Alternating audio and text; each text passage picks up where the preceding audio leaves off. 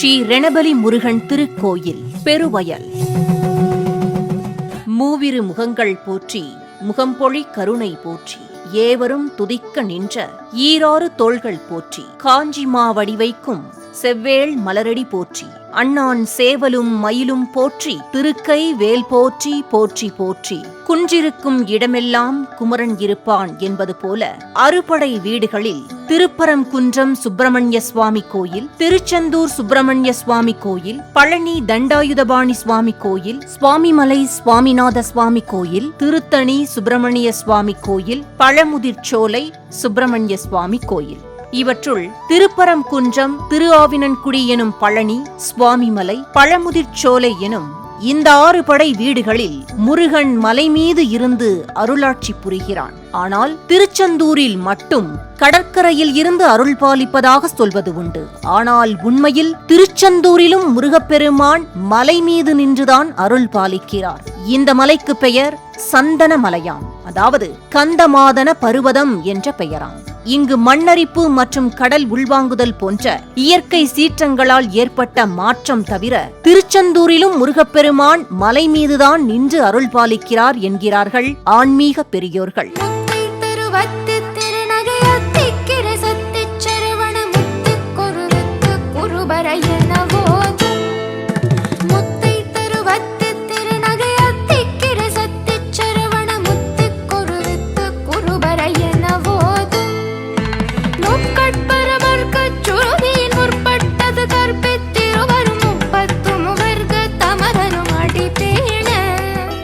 இப்பொழுது அந்த சந்தனமலையின் போக்கானது எங்கு இருக்கிறது என்றால், திருச்செந்தூர் கடலிலிருந்து தொடங்கி ராமேஸ்வரம் வரை செல்கிறதாம். இக்கூற்றுக்கு போகரின் பெருநூலானது வலிமை சேர்க்கிறது. அதாவது சந்தனமலை எனும் கந்தமாதன பருவத மலையானது திருச்செந்தூர் கடலுக்கு அடியில் தொடங்கி தனுஷ்கோடி வரை செல்கிறது என்பதே சித்தர் போகரின் வாக்கு. இதற்கு மறுப்பு என்பதே கிடையாது அல்லவா? இப்படி இருக்க திருச்செந்தூர் சுப்பிரமணிய சுவாமி கோயிலுக்கும் ராமேஸ்வரம் ராமநாத சுவாமி கோயிலுக்கும் ஒரே நாளில் சென்று தரிசனம் செய்பவர்களுக்கு அனைத்து தோஷங்களும் நீங்குவதோடு வாழ்வில் நம்ப முடியாத பலன்கள் கிடைக்கும் என்கிறார்கள். சரி, திருச்செந்தூர் கோவிலுக்கும் ராமேஸ்வரம் கோவிலுக்கும் ஏன் ஒரு நாளில் செல்ல வேண்டும் என்று கேட்கலாம். அதாவது சூரபத்மனின் ஆணவத்தை அழிக்க முருகன் சூரனை சம்ஹாரம் செய்த இடம் திருச்செந்தூர். சூரனை சம்ஹாரம் செய்த பிறகு முருகனுக்கு ஏற்பட்ட பிரம்மஹத்தி தோஷம் நீங்க முருகப்பெருமான் சிவனை வேண்டி பூஜித்த இடம் திருச்செந்தூர். அதனால்தான் முருகப்பெருமான் திருச்செந்தூரில் தவக்கோலத்தில் இருக்கிறாராம்.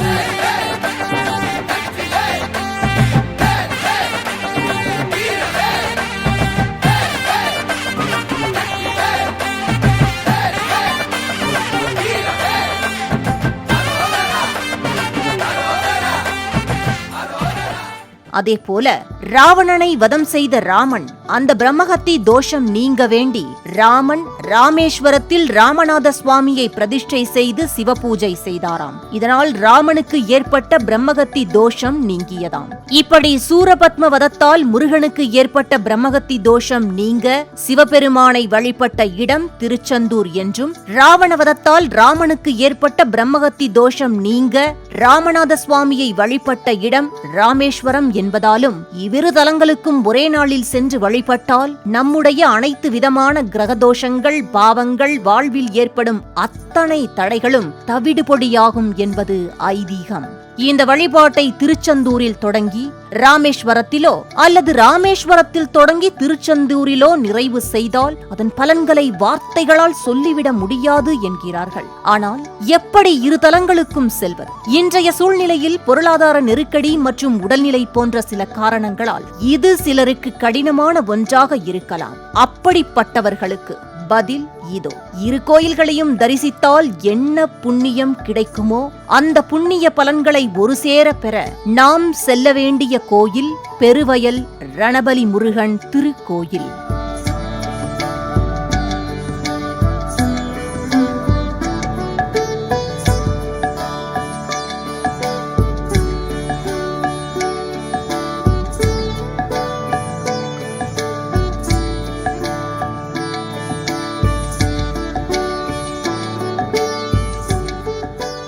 இத்தல மூலவர் ரணபலி முருகன் திருச்செந்தூர் முருகப்பெருமானின் அம்சமாகவும் ராமேஸ்வரம் ராமநாத சுவாமி கோயிலின் அம்சமாக ராமநாத சுவாமி பர்வதவர்த்தினி அம்பாளும் இக்கோயிலில் ஒரு சேர அருள் பாலித்து வருகின்றனர். முருகன் செங்கதிர்வேலன் அழகன் சங்கரி பாலன் அச்சத்தோப்பில் வாழும் எங்கள் முத்துக்குமரன் தீராத பாவங்களை தீர்க்கும் சங்கரன் மைந்தன் போயாமல் நமக்கென்றும் அருள் கொடுப்பான். முருகன் செங்கதிர்வேலன் அழகன் சங்கரி பாலன் தச்சந்தோப்பில் வாழும் எங்கள் முத்துக்குமரன் தீராத பாவங்களை தீர்க்கும் சங்கரன் மைந்தன் ஓயாமல் நமக்கென்றும் அருள் கொடுப்பான். வெற்றிவேல், ஞானவேல், சக்திவேல், வஜ்ரவேல், ரத்தினவேல், முத்துவேல், உத்தண்டவேல் என முருகப்பெருமானின் கையில் இருக்கும் வேலுக்குத்தான் எத்தனை எத்தனை நாமங்கள். இவற்றுள் நாம் அறிந்த சத்ரு சம்ஹார வேல் மிக மிக உயர்ந்த சக்தி படைத்த வேல். மாய மந்திரங்கள் புரிந்து பகைவர்களை அழிக்கும் மகத்தான வேல். அப்படி பல அற்புதங்கள் புரியும் வலிமை மிக்க சத்ரு சம்ஹார வேலையும் அதன் மகிமையையும் அங்கு அருளாட்சி புரியும் ரணபலி முருகனின் புகழ்கூறும் வரலாற்று சிறப்புமிக்க ஒரு திருக்கோயில் பற்றிதான் இன்றைய நிகழ்ச்சியில் பார்க்க இருக்கின்றோம். வாருங்கள், கண்ணார கண்டு தரிசனம் செய்வோம்.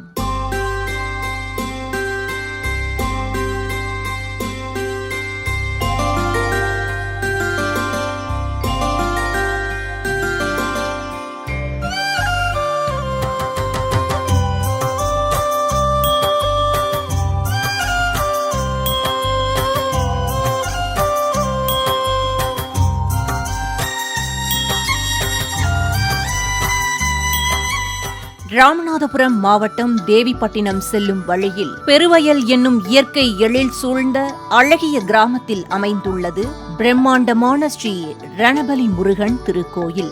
இது பாண்டிய நாட்டு திருத்தலங்களில் ஒன்றானது. பெரிய வயல்கள் சூழ்ந்த கிராமமாக இவ்வூர் திகழ்வதால் பெருவயல் என்றே அழைக்கப்படுகிறது. 5 நிலை ராஜகோபுரத்துடன் கம்பீரமாக கிழக்கு நோக்கியபடி அமைந்துள்ளது அருள்மிகு ரணபலி முருகன் திருக்கோயில்.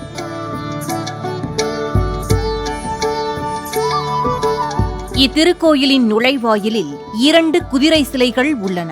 ஒரு குதிரையில் பத்ரகாளி உபாசகரான ஆதி மங்களேஸ்வர குருக்களும் அதற்கு எதிரே உள்ள இன்னொரு குதிரையில் பத்ரகாளி அம்மன் திருவுருவமும் அமைக்கப்பட்டிருப்பது வேறு எந்த முருகன் கோயிலிலும் இல்லாத வகையில் வித்தியாசமாக அமைந்துள்ளது.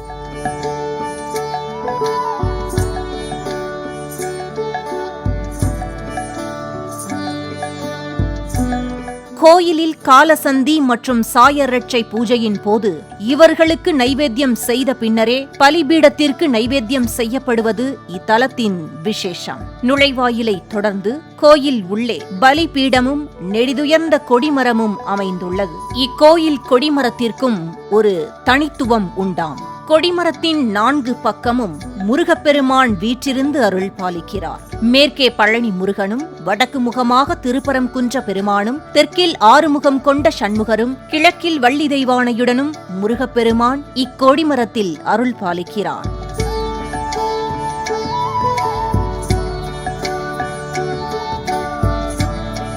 கொடிமரத்தை கடந்து உள்ளே சென்றால் மிகப்பெரிய அர்த்த மண்டபம் அழகாக அமைந்துள்ளது. முருகனை காண இருக்கின்றோம், சத்ரு சம்ஹார வேலை தரிசிக்கப் போகின்றோம் என்ற எண்ணம் உள்நோக்கியபடி எழ நமக்குள் ஒருவித அமைதியும் ஓம் என்னும் மந்திர ஒலியையும் முருகா என்னும் திருநாமத்தையும் கூறியபடியே கடந்து சென்றால் கருவறை உள்ளே வள்ளி தேவசேனா சமேதராக ரணபலி முருகன் என்கிற சிவசுப்பிரமணிய சுவாமி கருணை பொங்கும் அழகுடனும் சிரித்த முகத்துடனும் காட்சி தருவதோடு நம் மனதையும் அமைதியில் ஆழ்த்தி ஒருவித ஆனந்த நிலைக்கு உட்படுத்துகிறார் ரணபலி முருகப்பெருமான். பாலும் தேனபிஷேகமும் பாலும் தேனபிஷேகமும் பக்தர்களின் காவடியும் பக்தர்களின் காவடியும் பாலும் தேனபிஷேகமும் பாலும் தேனபிஷேகமும் பக்தர்களின் காவடியும் பக்தர்களின் காவடியும் பார்ப்பவர்கள் உள்ளமெல்லாம்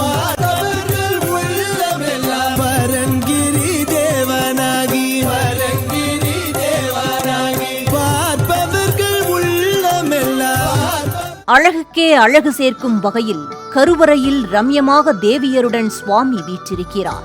ரணபலி முருகன் என்றால் சூரபத்மனை வதம் செய்த முருகன் என்றும், பக்தர்களின் உள்ளத்தில் ரணத்தை ஏற்படுத்தும் கடன், பிணி, சத்ரு உள்ளிட்ட துன்பங்களை எல்லாம் பலி செய்து பக்தர்களுக்கு சகல நன்மைகளையும் அருள்பவர் என்று பொருளாம். திருச்செந்தூர் முருகப்பெருமானுக்கு என்னென்ன பூஜைகள் நடைபெறுமோ அது அத்தனையும் இங்குள்ள முருகப்பெருமானுக்கு நடைபெறுவதால், திருச்செந்தூர் முருகப்பெருமானை தரிசித்தால் என்னென்ன பலன்கள் கிடைக்குமோ அந்த அத்தனை பலன்களும் ரணபலி முருகனை வணங்க கிடைக்குமாம்.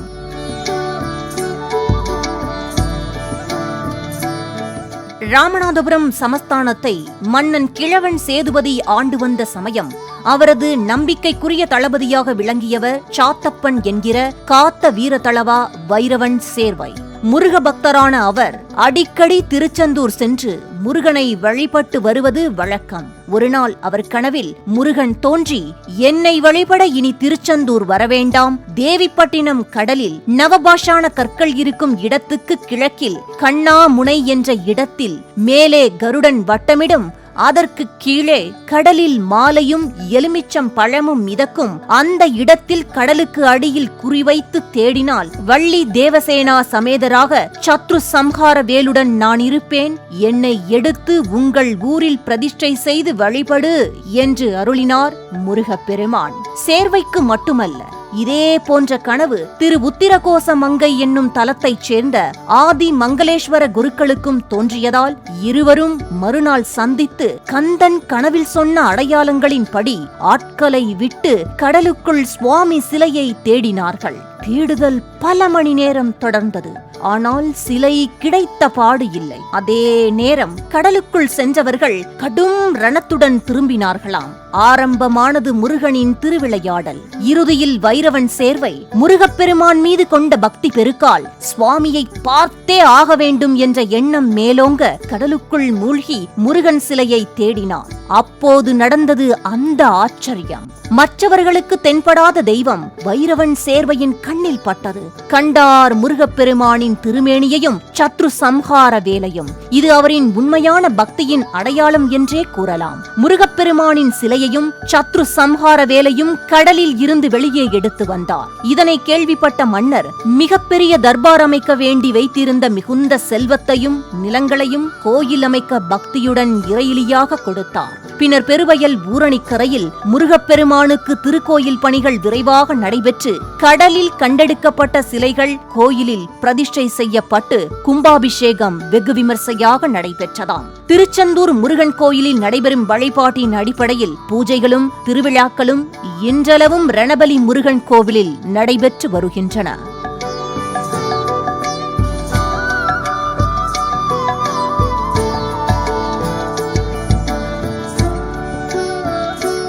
பெருவயல் ரணபலி முருகன் கோயிலின் பெருமைக்கு மேலும் பெருமை சேர்ப்பது இங்குள்ள சத்ரு சம்ஹார வேல்தான். பொதுவாக கோயில்களில் முருகப்பெருமானிடம்தான் வேல் இருக்கும். ஆனால் இக்கோயிலில் மட்டும்தான் வேலில் முருகப்பெருமானே வீற்றிருக்கிறார் என்பது பிரமிப்பின் உச்சம் எனலாம். வேலிலே உள்ள மயில் மீது தனது வலக்காலை வைத்தும் இடது காலை கீழ் ஊன்றியும் கையிலே வில்லம்பு ஏந்தியும் முருகப்பெருமான் அருள் பாலிப்பது பக்தர்களை மெய்சிலிர்க்க வைக்கிறது.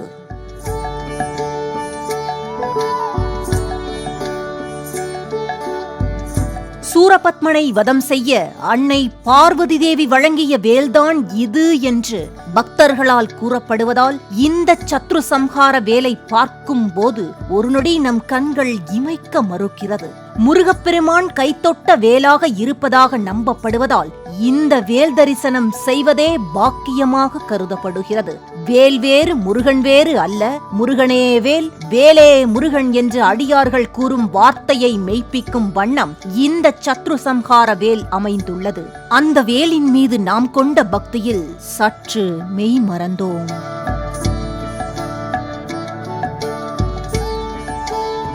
முருகப்பெருமான் உருவம் பொறித்த இந்த அதிசய வேலை பிரம்மோற்சவ நாட்களிலும் சூரசம்ஹாரத்தன்றுமே பக்தர்களால் தரிசிக்க முடியுமாம். மற்ற நாட்களில் பாதுகாப்பாக வேறு இடத்தில் இருக்கும் சத்ரு சம்ஹார வேலை சிறப்பு அனுமதியின் பேரில் ஆலயத்திற்கு கொண்டு வந்து அதற்கு பக்தர்கள் சிறப்பு அபிஷேகங்கள் மற்றும் பூஜைகள் செய்வதும் உண்டு.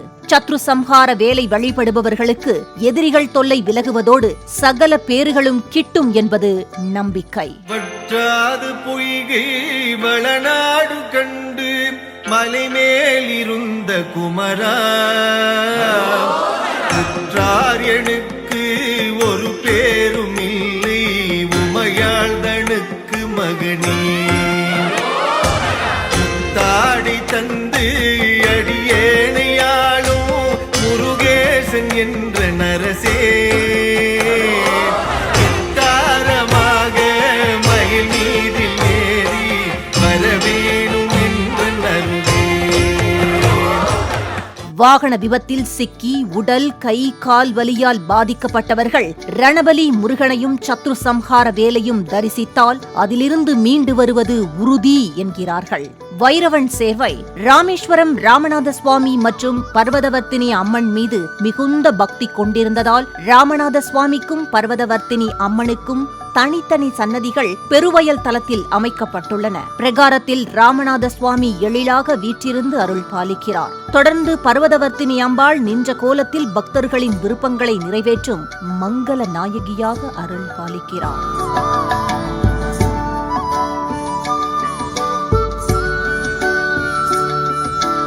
மேலும் ஆலயத்தின் பிரகாரத்தில் வேண்டும் வரங்களையெல்லாம் அள்ளித்தரும் சக்தி வாய்ந்த மிக பழமையான ஸ்ரீ சண்முக சக்கரம் அமைந்திருப்பது மிக நல்ல அதிர்வுகளை கோயில் முழுவதும் ஏற்படுத்துவதாக கூறுகிறார்கள். தொடர்ந்து நாகரையும் கோயிலின் வெளிப்பிரகாரத்தில் யாகசாலையின் மேல் பகுதியில் கோயில் தல புராணமும் கோயிலுக்கு அளிக்கப்பட்ட நன்கொடைகள் பற்றிய குறிப்புகளும் காணப்படுகின்றன.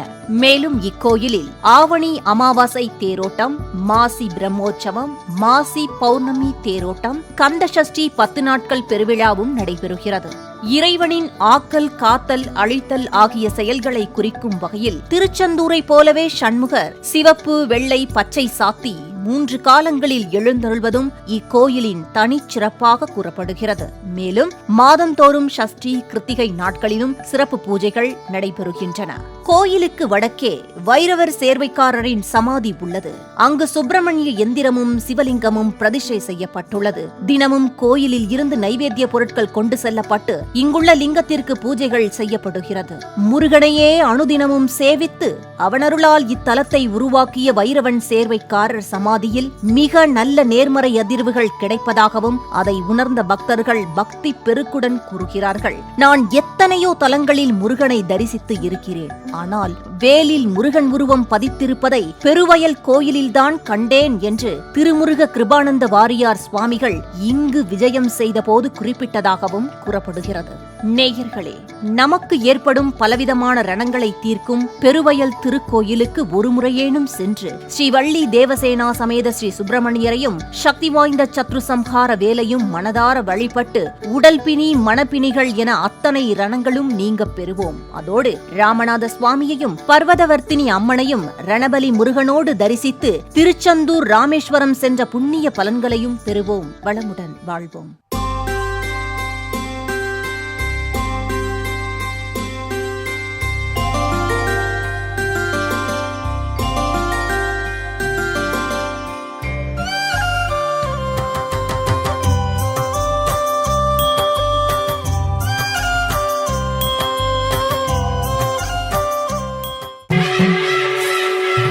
ஸ்ரீ ரணபலி முருகன் திருக்கோயில், பெருவயல்.